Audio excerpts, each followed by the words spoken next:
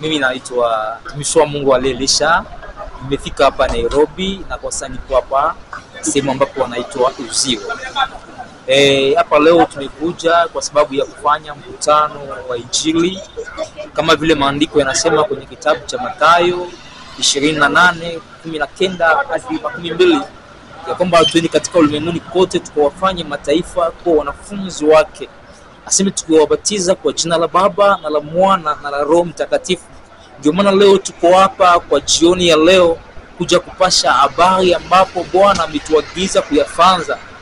Usione ya kwamba tuko hapa ni kwa sababu ya bure, ila ni kwa sababu Mungu ametaka na ametuagiza tuyafanye hayo katika ulimwenguni kote, sehemu popote kule ambapo tunataka tukafika. Ni kwa sababu ya kubeba tu Injili, kuambia watu ambao hawajamjua, watu ambao hawajamfahamu lazima wamfahamu na pia wamwamini, kwa sababu katika ulimwengu tunapoishi ni kwa muda tu, ila mtu akimwamini Kristo katika maisha yake ni lazima siku moja atarithi uzima wa milele.